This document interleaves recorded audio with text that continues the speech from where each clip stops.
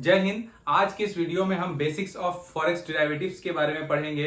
देखिए, ये जो चैप्टर है वो बीएफएम का सेकंड चैप्टर है। इसमें फॉरेन एक्सचेंज ट्रांजैक्शंस में कौन कौन से डेरिवेटिव्स हैं और डेरिवेटिव्स की जरूरत क्यों पड़ी, ये डेरिवेटिव्स क्या है, इसका क्या यूज है, इन सभी चीजों के बारे में हम पढ़ेंगे। देखिए, डेरिवेटिव्स को पढ़ने से पहले हम पढ़ते हैं कि व्हाट इज रिस्क। रिस्क क्या होता है। फॉरेन एक्सचेंज मार्केट जो है वो बहुत ही बड़ा एक वास्ट मार्केट है, एक ग्लोबल मार्केट है जो राउंड द क्लॉक काम करता है।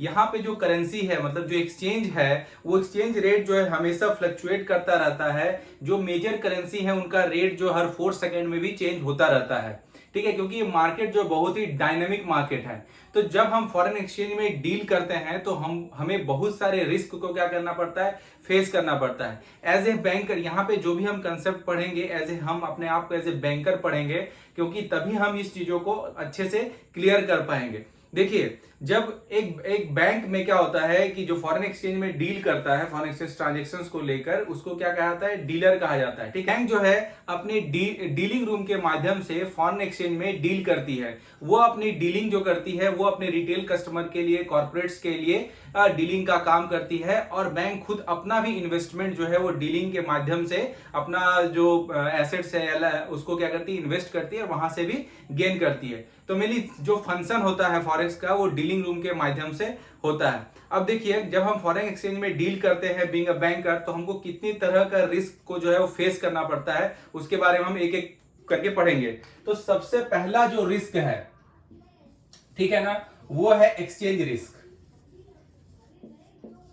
पहला जो है वो एक्सचेंज रिस्क। देखिए, रिस्क क्या होता है इसके बारे में पहले वीडियो में हमने बताया था कि रिस्क क्या है। देखिए, रिस्क का मतलब होता है कि जहां पे भी अनसर्टेनिटी हो, कोई ऐसा इवेंट जिसके बारे में हम सर्टेन नहीं हो और उस इवेंट के कारण हमें कोई फाइनेंशियल लॉस हो, मतलब अगर there is a possibility of loss due to some uncertain event, तो हम कहते हैं कि ये काम जो है बहुत ही ज्यादा रिस्की है। तो फाइनेंशियल पैरालांस में ऐसे ही कहा जाता है कि जब कोई अनसर्टेन इवेंट की वजह से अगर हमको कोई लॉस हो तो हम कहते हैं कि ये जो काम है वो रिस्की है। तो वैसे ही जब फॉरेन एक्सचेंज में डील करते हैं तो वेरियस टाइप ऑफ रिस्क जो है हमको फेस करना पड़ता है। जैसे डे टू डे लाइफ में भी अलग अलग तरह का रिस्क है कि मान लीजिए कि आप हेलमेट पहन के अगर गाड़ी नहीं चला रहे हैं तो इट मे पॉसिबल कि आपका एक्सीडेंट होगा तो आपका सर फूटेगा। तो this is also kind of A risk. तो वैसे ही फाइनेंशियल बैलेंस में, मतलब फॉरेन एक्सचेंज ट्रांजैक्शंस में क्या क्या रिस्क है उसके बारे में हम देखते हैं। तो पहला जो रिस्क है वो क्या है, एक्सचेंज रिस्क है। देखिए, एक्सचेंज रिस्क क्या है, मान लीजिए हम जब फॉरेन एक्सचेंज का ट्रांजैक्शंस करते हैं या फॉरेन एक्सचेंज में डील करते हैं तो हमारा 3 तरह का हमें एक्सपोजर होता है। ठीक है, हम 3 तरह के ही एक्सपोजर कर सकते हैं। पहला जो एक्सपोजर है एक्सचेंज में, वो क्या कर सकते हैं हम, फॉरेन एक्सचेंज में जो पहला एक्सपोजर है वो किस तरह का एक्सपोजर है, उसको बोलते हैं transaction exposure. Transaction exposure, transaction exposure में जैसे कोई एक एक्सपोर्टर है इंडिया में, वो एक सामान जो है यूएसए में एक्सपोर्ट कर रहा है। ठीक है, उसने एक एक्सपोर्ट कर दिया सामान को। अब जो पेमेंट है वो मान लीजिए कि 2 महीना और 3 महीने के बाद आने वाला, तो एक ट्रांजैक्शन जो है वो होने वाला है। तो ये जो ट्रांजैक्शन है इसमें जो रिस्क होता है, ठीक है ना, मतलब इस ट्रांजैक्शंस में भी हमें क्या एक्सचेंज रिस्क हो सकता है। तो ये भी एक तरह का क्या एक्सपोजर है, मतलब हम एक्सपोज हो गए ट्रांजैक्शंस के थ्रू, क्योंकि हम एक एक्सपोर्ट और इंपोर्ट का जो एक ट्रांजैक्शन कर रहे हैं तो हमने अपना फॉरेक्स का एक एक्सपोजर है। तो इसको क्या बोलते हैं, ट्रांजैक्शन एक्सपोजर। दूसरा क्या होता है, translation exposure. Translation exposure, translation exposure क्या है, देखिए आपके पास आपकी जो भी, मान लीजिए कि फॉरेन करेंसी में कोई एसेट या लाइबिलिटीज है आपका, ठीक है, या मान लीजिए अब्रॉड में कोई एसेट या लाइबिलिटी है। इसका सीधा कहने का मतलब यह है कि कोई आपका जो एसेट और लाइबिलिटी है, अगर हम उसका वैल्यूएशन फॉरेक्स में निकालते हैं किसी एक पर्टिकुलर डेट में, और मान लीजिए कि उस पर्टिकुलर डेट में एक्सचेंज रेट जो है कम हो, ठीक है ना, तो उसकी वजह से जो आपका एसेट और लाइबिलिटी, उसका वैल्यू क्या हो सकता है, चेंज हो सकता है ना, कम हो सकता है, या फिर वो ज्यादा भी हो सकता है। तो ये जो एक्सचेंज रिस्क है वो किसमें, आपका जो ट्रांसलेशन एक्सपोजर है उसमें भी। ट्रांसलेशन एक्सपोजर का मतलब क्या हो गया कि एसेट और लाइबिलिटी, आपने कोई एसेट खरीद लिया, फॉरेन करेंसी में आपने खरीदा है, मतलब या अब्रॉड में आपका कोई एसेट है, या कोई आपकी फॉरेन की कोई एक लाइबिलिटी है, फॉरेक्स में एक लाइबिलिटी है ना, जो पेबल है फॉरेन करेंसी में। तो वो एसेट या लाइबिलिटी, उस तरह के भी एक्सपोजर आपके क्या हो सकते हैं। ठीक है ना। ये जनरली क्या है, हमारे लिए ट्रांजेक्शन है, ठीक है, इसमें कोई एसेट और लाइबिलिटी आपकी क्रिएट नहीं हो रही।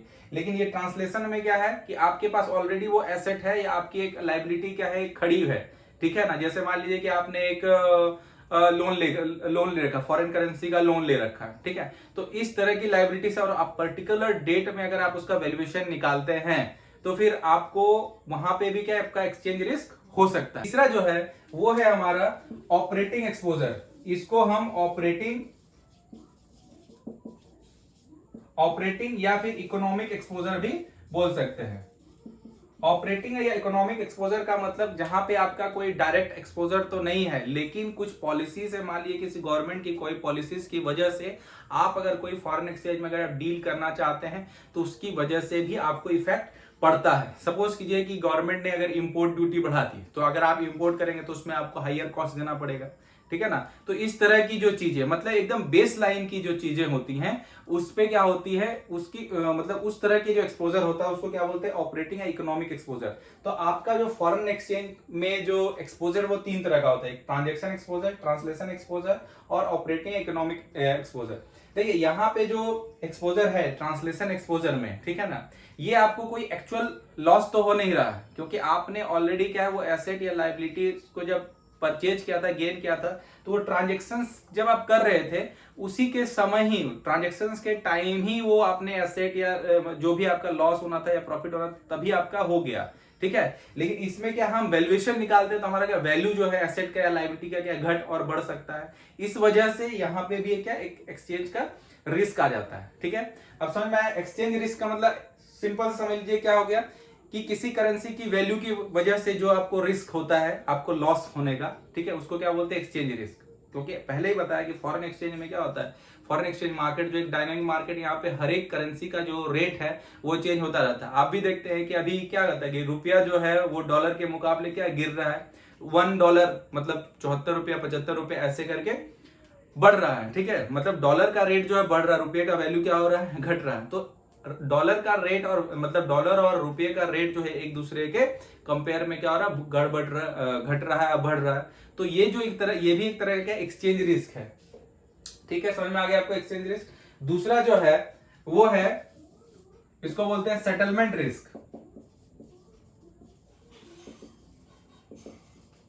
देखिए सेटलमेंट रिस्क, आपने कोई ट्रांजेक्शन किया, ट्रांजेक्शन मतलब आप सपोज ऐसा एग्जांपल समझ लीजिए कि आपने एक एक्सपोर्ट किया कुछ माल का, ठीक है ना, एक्सपोर्ट किया। अब आपने जो कॉन्ट्रैक्ट किया है उसमें आपका पेमेंट जो है वो 2 महीने के बाद आना है, ठीक है। अब क्या है कि आपने जो एक्सपोर्ट माल किया है और 2 महीने के बाद जो पेमेंट आएगा, इस 2 महीने के अंदर ही जो आपका इंपोर्टर है जिसने माल मंगाया है वो दिवालिया हो गया और आपको पेमेंट देने के लिए कैपेबल नहीं है, वो इनेबल नहीं है। तो वहां पे एक तरह का क्या रिस्क हो गया, सेटलमेंट रिस्क हो गया। इस तरह के रिस्क को क्या बोलते हैं, प्री सेटलमेंट रिस्क, जहां पे आपका ट्रांजैक्शन सेटलमेंट होने से पहले ही आप क्या है रिस्क को फेस कर सकते हैं। इस तरह के रिस्क को बोलते हैं प्री सेटलमेंट रिस्क, ठीक है।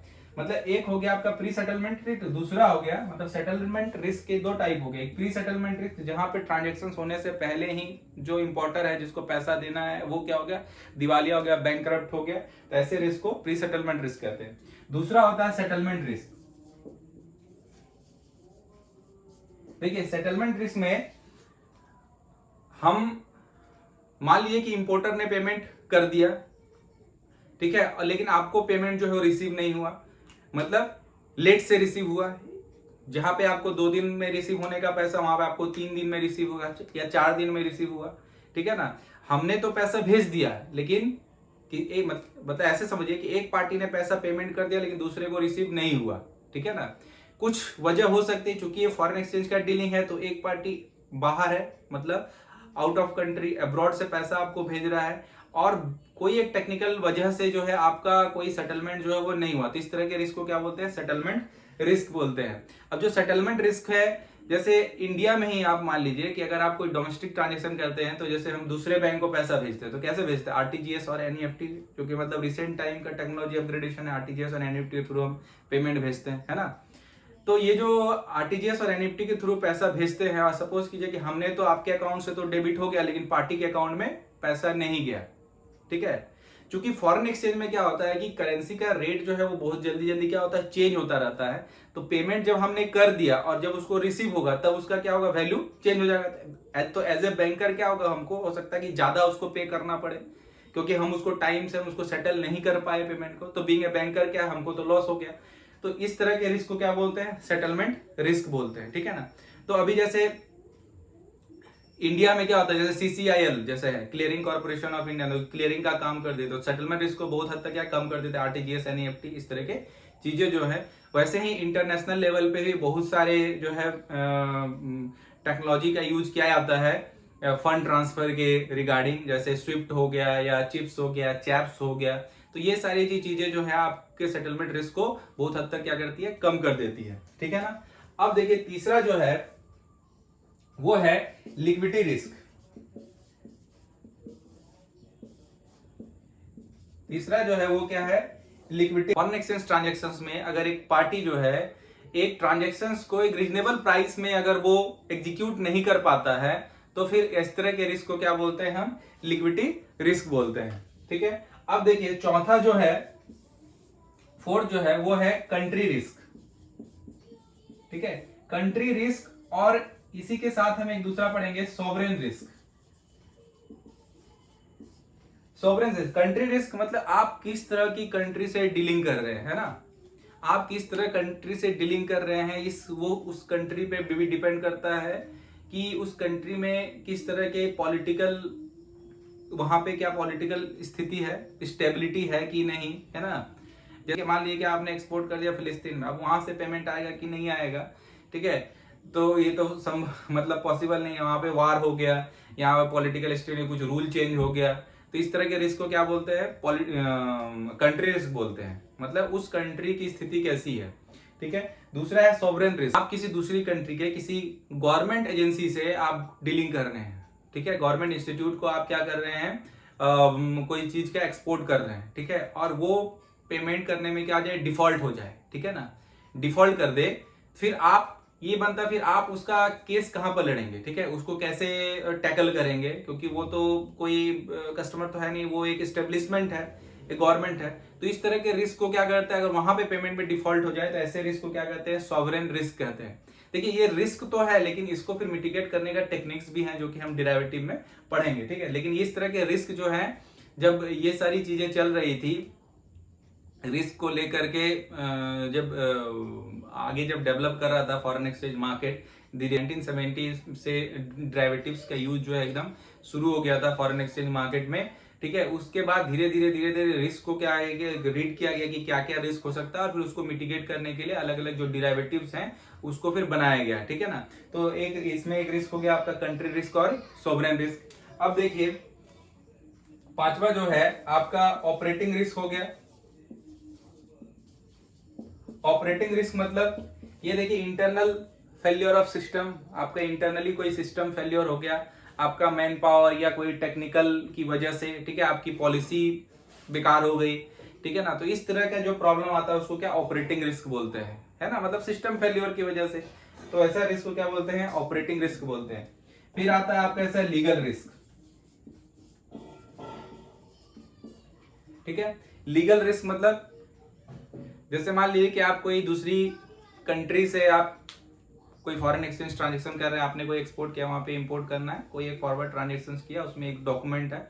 अब उस डॉक्यूमेंट में कुछ ऐसे रूल्स हैं जो वहां पे क्या है, दूसरी कंट्री में वैलिड ही नहीं है, वैसा लॉ वहां पे वैलिड ही नहीं। या फिर मान लीजिए कि यहाँ पे इंडिया में आज कोई एक लॉ बना हुआ है, कल गवर्नमेंट आ गई, दूसरा गवर्नमेंट चेंज हो गया और उन्होंने पुराने वाले लॉ को चेंज करके नया लॉ बना दिया, तो उसकी वजह से आपको कोई नुकसान हो जाए, तो ऐसे रिस्क को क्या कहेंगे, हम लीगल रिस्क कहेंगे।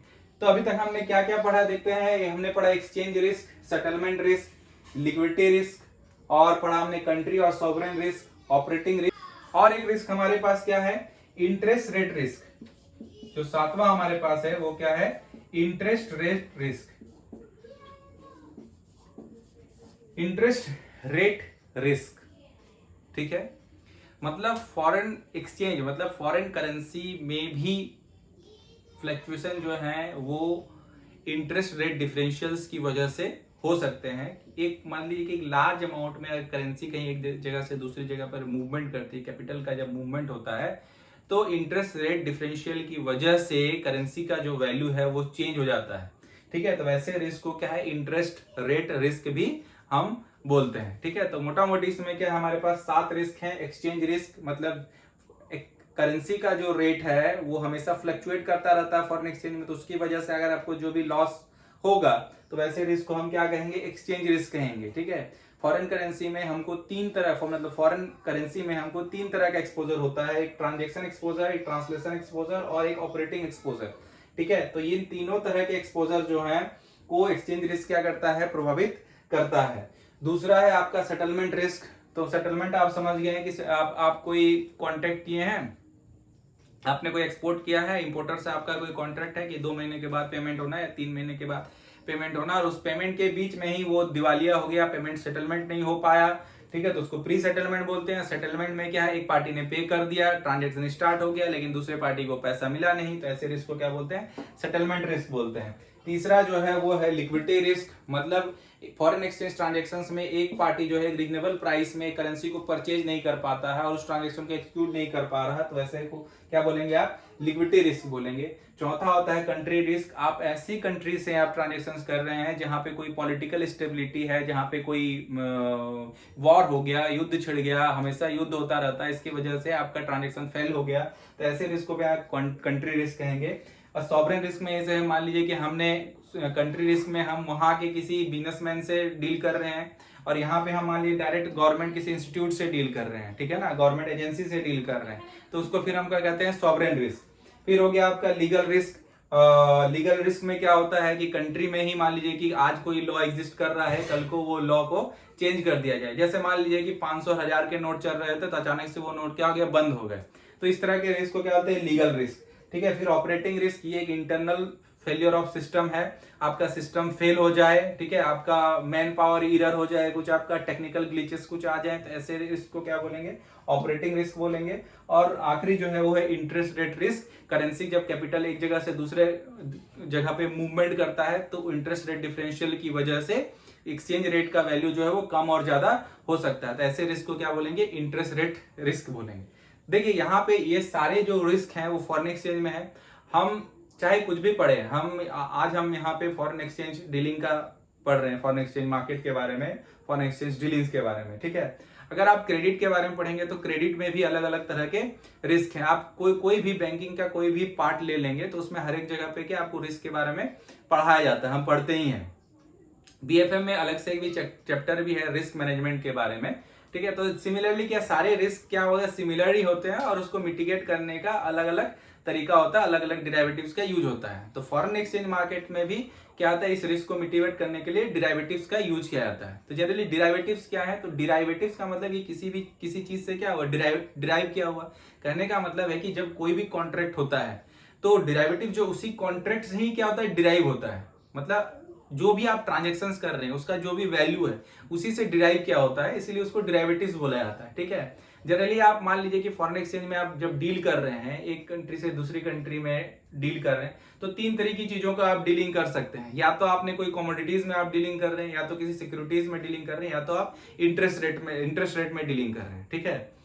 आप जैसे मान लीजिए कि सिक्योरिटीज में, तो आप किसी दूसरी कंट्री में क्या आप वो खरीद रहे हैं सिक्योरिटीज का, जैसे आपने कोई वहां पे प्राइम बिल खरीद लिया, या कोई दूसरी कंपनी का आपने वहां पे कोई सिक्योरिटी, कोई बॉन्ड, शेयर्स, इस तरह की चीजों का आप ट्रांजेक्शंस कर रहे हैं, तो ये सिक्योरिटीज हो गया।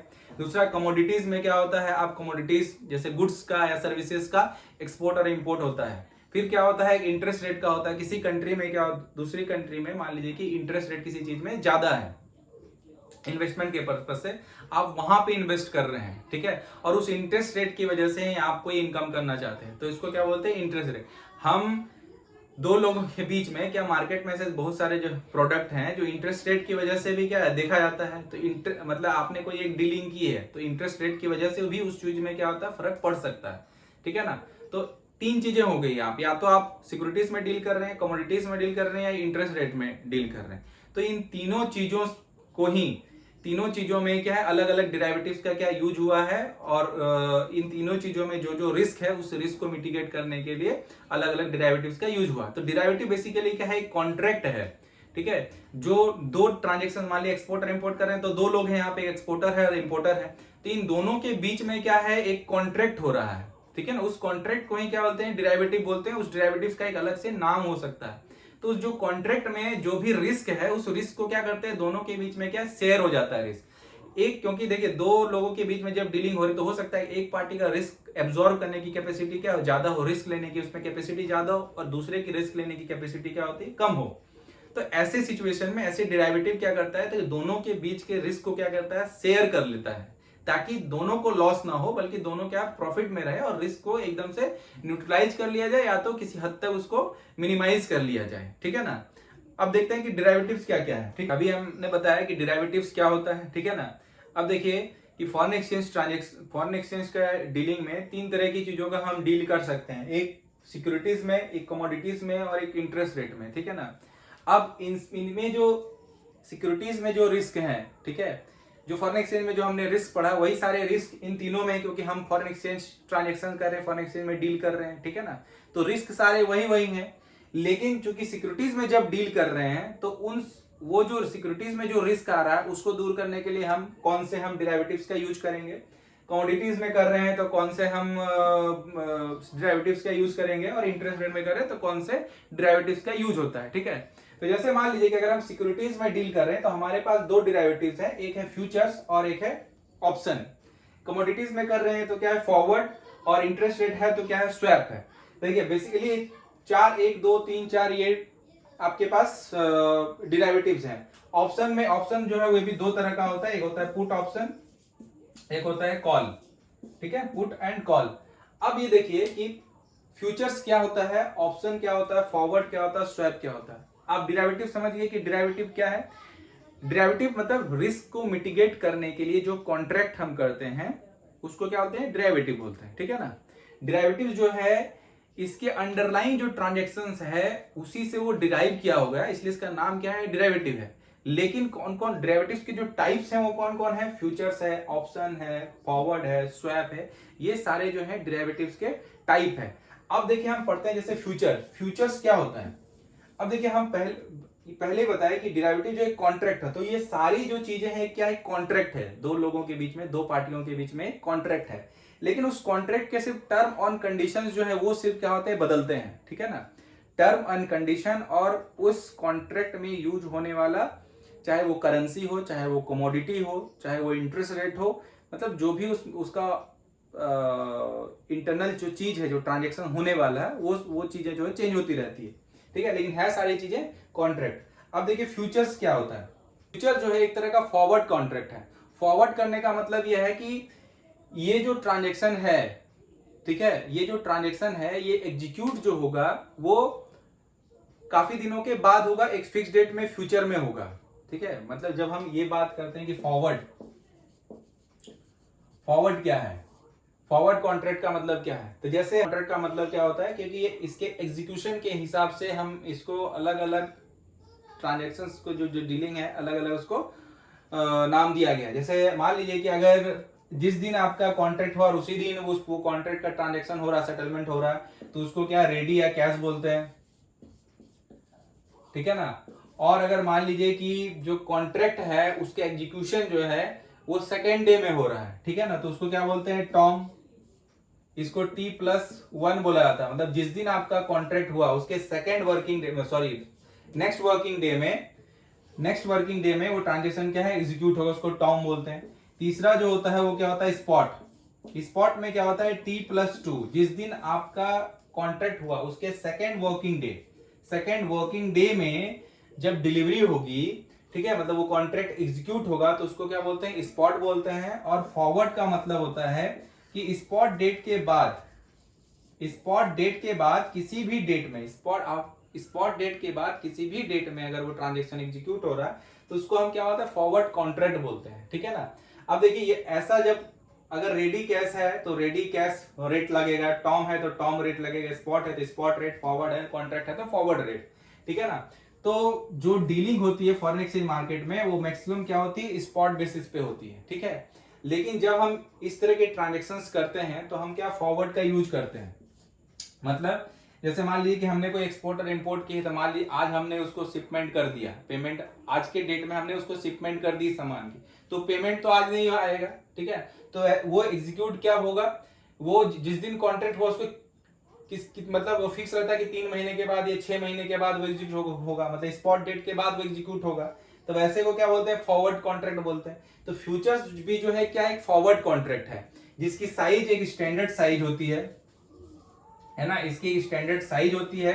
स्टैंडर्ड क्या होती है, इसकी एक स्टैंडर्ड मैच्योरिटी होती है। Standard size, futures is also a forward contract which is having a standard size and standard maturity, ठीक है। बस इसी का यही डिफिनेशन है, एक कॉन्ट्रैक्ट है जिसका एक स्टैंडर्ड साइज होता है, एक स्टैंडर्ड उसकी मैच्योरिटी होती है, और ये फ्यूचर में एग्जीक्यूट होने वाला होता है, जिसमें टर्म एंड कंडीशन जिसमें आप डील कर रहे हैं उसके हिसाब से उसमें। ऑप्शन में क्या होता है, ऑप्शन भी एक तरह का क्या है, कॉन्ट्रैक्ट है, ठीक है, जिसमें दो पार्टीज के बीच में कॉन्ट्रैक्ट हो रहा है कि वो फ्यूचर में क्या करेंगे कि एक फॉरेन करेंसी का दूसरे फॉरेन करेंसी से एक्सचेंज करेंगे। मैं एक करेंसी दूंगा, वो दूसरी एक करेंसी देगा, और जिसके पास ये ऑप्शन का कॉन्ट्रैक्ट है उसके पास ये राइट है विदाउट एनी ऑब्लिगेशन, उसका कोई ऑब्लिगेशन नहीं होता है, उसके पास ये राइट है, या तो उस करेंसी को क्या करेगा, सेल करेगा, या तो वो बाई कर सकता है, ठीक है। तो ये भी ऑप्शन भी क्या एक तरह का कॉन्ट्रैक्ट है, जहां पे फ्यूचर में क्या एक फॉरेन एक्सचेंज करेंसी, मतलब फॉरेन करेंसी क्या हो रहा है, एक्सचेंज हो रहा है, एक करेंसी के बदले दूसरी करेंसी का दे, और वहां पे जो होल्डर है ऑप्शन का उसके पास राइट है without any obligation to sell और बाय दैट करेंसी। अगर मान लीजिए कि उसके पास पुट ऑप्शन है, ठीक है, पुट ऑप्शन है, तो उसके पास क्या है, उस करेंसी को सेल करने का पावर होता है, और अगर उसके पास कॉल ऑप्शन है दैट मींस उसके पास क्या है, परचेज करने का पावर होता है, ठीक है ना। पुट ऑप्शन है मतलब he has a right to sell, और अगर कॉल ऑप्शन है तो he has a right to purchase, ठीक है। अब देखते हैं ये फॉरवर्ड कॉन्ट्रैक्ट भी आपको समझ में आ गया। फॉरवर्ड कॉन्ट्रैक्ट क्या होता है, मतलब हम पहले ही फ्यूचर में ही हम उस करेंसी का जो बाइंग रेट है, ठीक है ना, उसको क्या करते हैं, हम मान लेते हैं, फिक्स कर लेते हैं कि हमको इतना रेट देना है। जैसे मान लीजिए कि आज कोई एक्सपोर्टर जो है कोई एक्सपोर्ट कर रहा है, ठीक है ना, अब उसकी जो डिलीवरी है, मतलब करेंसी की जो डिलीवरी है वो 3 महीने के बाद होगा, 3 मंथ्स के बाद, ठीक है, एक्सपोर्ट कर देगा 3 मंथ्स के बाद होगा। अब ये अगर मान लीजिए कि एक्सपोर्ट यहां से सामान को करेगा, ठीक है, और सपोज कीजिए कि आज जो रेट है मतलब 1 यूएसडी, वो सपोज कीजिए कि 70 रुपीज है, 1 यूएसडी 70 रुपीज है, ठीक है ना। तो ये इस सामान 1 यूएसडी क्या है, 70 रुपीज है। अगर मान लीजिए कि ये कोई भी कॉन्ट्रैक्ट कोई भी डेरिवेटिव्स का यूज नहीं करता हो, तो 1 यूएसडी 70 रुपीज है, इस डेट पे उसने क्या कर दिया, अपना जो सामान है उसको बुकिंग जो है वो कर दी, इतने में वो बेच रहा है 1 यूएसडी इक्वल टू 70 रुपीज। कल को जाकर के 1 यूएसडी जो है, जब उसके पास ये पेमेंट डिलीवर होगा तब उसका जो रेट हो गया 1 यूएसडी इक्वल टू क्या हो गया, 65 रुपीज हो गया। तो इससे एक्सपोर्टर को क्या होगा, लॉस होगा, मतलब रुपये का दाम गिरने, रुपये का भाव अगर गिरेगा तो एक्सपोर्टर को क्या हो जाएगा, लॉस हो जाएगा। अब उसने तो इतने में इस हिसाब से उसने तो सारा बिलिंग किया, पैसा मतलब बिल बना दिया इस रेट पे, लेकिन करेंसी का जो वैल्यू है वो अगर डिप्रिशिएट हो गया, रुपया अगर गिर गया तो एक्सपोर्टर को क्या हो जाएगा, लॉस हो जाएगा। तो इस लॉस से बचने के लिए वो क्या कराता है, फॉरवर्ड कॉन्ट्रैक्ट बुक करता है, ठीक है। फॉरवर्ड कॉन्ट्रैक्ट कैसे बुक करता है, तो मान लीजिए कोई भी करेंसी का क्या है, एक एक्सपोर्ट रेट होगा, ठीक है।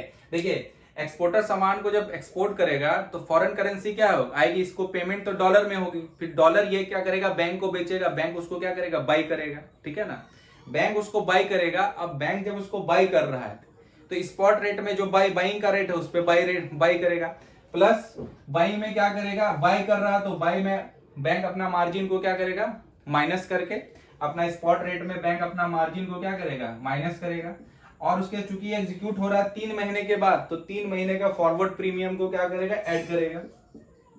अगर करेंसी प्रीमियम में है, मतलब अगर ये मान लीजिए सपोज कि अगर करेंसी जो है वो टेंडेंसी है उसको बढ़ने का, ठीक है ना, तो 3 महीने का प्रीमियम, अगर करेंसी का रेट जो है ये ज्यूम क्या ले आता है, ये फ्यूचर में इसका जो रेट है वो बढ़ने वाला है, तो तब प्रीमियम में है, तो प्रीमियम क्या हो जाएगा, ऐड हो जाएगा इसमें, ठीक है, प्रीमियम ऐड हो जाएगा। अगर करेंसी का रेट जो है वो क्या घट जाएगा, मतलब इसका जो यूएस डॉलर का वैल्यू मतलब वो डिप्रिशिएट हो रहा है, तो उस समय उसको क्या बोलते हैं, डिस्काउंट, तो डिस्काउंट क्या हो जाएगा, ऐसे माइनस हो जाएगा। तो इस हिसाब से हम क्या है इसको बाइंग रेट हम इसको यहां से एज ए बैंकर हम क्या करेंगे, उसको बाइंग रेट निकालेंगे। ठीक है ना, बाइंग रेट कैसे निकालेंगे, स्पॉट रेट में हम मार्जिन को माइनस करेंगे और फिर हम उसमें प्रीमियम अगर है तो प्रीमियम को ऐड करेंगे और डिस्काउंट अगर है तो डिस्काउंट को क्या है माइनस हो जाएगा। तो इस रेट पे फॉरवर्ड की जो बुकिंग हो जाएगी। ठीक है ना, तो इसको जो एक्सपोर्टर को जो लॉस होने वाला था, ठीक है ना, इसने मतलब क्योंकि एक रिस्क का मतलब है क्या, अनप्रेसिडेंटेड इवेंट, जो वो अनसर्टेनिटी की वजह से मान लीजिए उसको अगर लॉस हो गया तो फिर क्या होगा, तो इस लॉस को वो क्या करेगा, मिनिमाइज करेगा, फॉरवर्ड कॉन्ट्रैक्ट बुक कराएगा।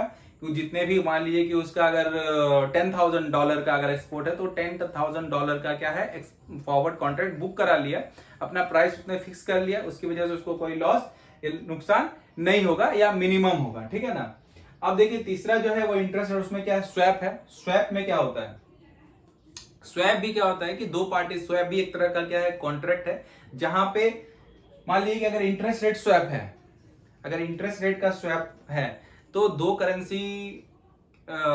पार्टीज के बीच में क्या स्ट्रीम्स ऑफ करेंसी, एक करेंसी और दूसरे करेंसी के बीच में क्या है, दोनों के बीच में चेंजेस हो रहा है। ठीक है, चेंज कर रहा है, और जब वो चेंज कर रहा है एक दूसरे के बीच में, और चेंज करने के बाद क्या करेगा कि फिर एक पर्टिकुलर डेट के बाद वो दूसरे को क्या करके लौटा देगा, साथ में साथ उसका जो इंटरेस्ट रहेगा उस पेमेंट पे, मतलब उसमें जो इंटरेस्ट रेट रहेगा उसमें भी वो इंटरेस्ट रेट चार्ज करेगा। ठीक है, मतलब आज मुझे क्या है, आज मेरे पास जो है रुपया ज्यादा है, मान लीजिए कि ऐसे सोच लीजिए कि आज मेरे पास डॉलर ज्यादा है। ठीक है ना, उसको डॉलर की जरूरत है, तो मैंने क्या किया, मैंने डॉलर उसको दे दिया और उससे मैंने दूसरी करेंसी ले ली। अब वहां पे मैंने स्वैप कर लिया। ठीक है, स्वैप कर लिया कि जो है आफ्टर 2 मंथ्स और 3 मंथ्स के बाद जो होगा, 2 मंथ या 3 मंथ के बाद क्या करेंगे कि मैंने जो उसको डॉलर दिया तो मैं उससे क्या करूंगा, वो डॉलर ले लूंगा और उसका जो करेंसी मैंने लिया था वो वापस कर दूंगा। ठीक है, या तो हम उसको इंस्टॉलमेंट में वापस करेंगे धीरे धीरे करके, या तो मान लीजिए एक बार में वापस करेंगे, लेकिन विथ इंटरेस्ट, जो भी इंटरेस्ट अर्निंग हुआ, अगर उसने यूएसडी लिया तो यूएसडी में उसको अगर ज्यादा अर्न हुआ होगा कहीं से, तो उस अंडरटेकिंग में ये इंटरेस्ट जो है उसके साथ ही रहता है, इंटरेस्ट और रिपेमेंट का जो भी ऑब्लिगेशन है उस कॉन्ट्रैक्ट में लिखा हुआ रहता है। तो इस तरह को क्या बोलेंगे, स्वैप। स्वैप करेंसी का भी मतलब जनरली स्वैप जो है क्या करेंसी का ही होता है, लेकिन वो रिलेटेड क्या होता है, इंटरेस्ट रेट की वजह से हम कर रहे हैं, स्वैपिंग कर रहे हैं, उसमें जो इंटरेस्ट है, मतलब एक करेंसी का दूसरे करेंसी में जो एक्सचेंज कर रहे हैं उसके इंटरेस्ट अर्निंग के लिए ही हम करते हैं, इसलिए उसको क्या बोलता है, इंटरेस्ट रेट के ट्रांजेक्शन में हम कौन सा डेरिवेटिव यूज करते हैं, स्वैप का यूज करते हैं। आपको डेरिवेटिव्स के बारे में समझ में आया होगा कि कौन कौन से डेरिवेटिव्स हैं और उसका एक मिनिमम मीनिंग जो है वो क्या होता है, उसके किस हिसाब से उसका यूज होता है। ठीक है ना, देखिए इसके अलावा जो हमने रिस्क आज पढ़ा, एक्सचेंज रिस्क है, उसको किस तरह से मिटिगेट किया था, तो इस तरह के ये सब सारे टूल्स हैं जिससे हम एक्सचेंज रिस्क को क्या है न्यूट्रलाइज कर सकते हैं, मिटिगेट कर सकते हैं। उसके बाद जैसे मान लीजिए कि सेटलमेंट रिस्क है, तो सेटलमेंट रिस्क को भी मिटिगेट करने के लिए अलग टूल्स हम क्या यूज कर सकते हैं, जहां पे मान लीजिए कि कोई डेरिवेटिव्स नहीं है, सेटलमेंट है, अब तो मान लीजिए कि वो बैंकरप्ट हो गया। ठीक है, तो जैसे सेटलमेंट के लिए भी हम अगर कोई हम इंपोर्ट करते हैं, एक्सपोर्ट करते हैं, तो हम क्या उससे एलसी मांगते हैं, है ना, मतलब एलसी के हिसाब से लेते हैं, तो वो भी एक तरह का क्या टूल है, ताकि हमको क्या है सेटलमेंट से पहले कोई दिक्कत ना आ जाए, जहां पे हमको बैंक से एश्योरेंस मिलता है। उसी तरह सेटलमेंट रिस्क को भी दूर करने के लिए जैसे हमने बताया कि clearing corporation of India limited है, और वर्ल्ड में जैसे स्विफ्ट है, स्विफ्ट मैसेज की वजह से ट्रांजेक्शन होता है, तो इस तरह से बहुत सारे जो टेक्नोलॉजी है उसकी वजह से यूज होता है। तीसरा जो है जैसे मान लीजिए कि कंट्री रिस्क है, तो कंट्री रिस्क को कैसे दूर किया जाता है, तो गवर्नमेंट जो है गाइडलाइन देती है कि कौन कौन से आप कंट्री से आप एक्सपोर्ट कर सकते हैं, कहां से आप इंपोर्ट कर सकते हैं। ठीक है, तो बड़ा ही उसमें कॉशियस होना पड़ता है कि किस कंट्री से हम एक्सपोर्ट और इंपोर्ट का रिलेशन हम रखें, हम सबसे नहीं रख सकते, उसके लिए आरबीआई अलग से गाइडलाइंस बनाती है, तो हमको उस चीज से एक्सपोर्ट करने से पहले उस चीज से अवेयर होना चाहिए। ठीक है ना, उसके बाद जैसे सेटलमेंट सॉवरेन जो रिस्क है, तो उसमें क्या है कि एक क्लॉज जो हम कॉन्ट्रैक्ट है उसमें हम सॉवरेन में एक क्लॉज हम डालते हैं कि अगर मान लीजिए कि कोई भी फ्यूचर में पेमेंट को लेकर कोई दिक्कत होता है, तो तो हम जो है वो किस जुरिडिक्शन में आएगा, मतलब जो भी हमारे बीच डिस्प्यूट होगा तो उसका फैसला कौन से कोर्ट में होगा, किस कंट्री में होगा। ठीक है ना, किस कंट्री में उसका हम करेंगे, तो इस तरह का एक पर्टिकुलर जो है कॉन्ट्रैक्ट में लिखवाना पड़ता है। ठीक है ना, कि ऐसा होगा, तो वो डॉक्यूमेंट्स में आपको ध्यान देना पड़ेगा कि वैसा डॉक्यूमेंट्स में उस तरह का क्लॉज लिखा है कि नहीं, कि अगर इस तरह की कोई रिस्क होगी तो उसको हम कैसे दूर करेंगे, ठीक है ना। फिर आएगा ऑपरेटिंग रिस्क। तो आपका प्रॉपर आप सारी चीजों का अगर मेंटेन करते हैं, टेक्निकल चीजें हैं, अपना इंश्योरेंस है, आप अच्छे से पॉलिसीज बनाते हैं, तो इस तरह से आप ऑपरेटिंग रिस्क को भी आप दूर कर सकते हैं। इंटरेस्ट रेट रिस्क को भी दूर करने का तरीका इसी डेरिवेटिव्स में ही है, जैसे इंटरेस्ट रेट में स्वैप्स वगैरह है, तो ये सारी चीजें भी हैं। तो ये सारी चीजें जो भी अलग अलग रिस्क है उसको मिटिगेट करने के लिए अलग अलग डेरिवेटिव्स हैं, अलग अलग सोच है, अलग अलग कंडीशंस हैं, जिसको मतलब टाइम में धीरे धीरे वो इवॉल्व हुआ है, ठीक है ना। तो होपफुली ये सारी चीजें आपको समझ में आई होगी। जय हिंद।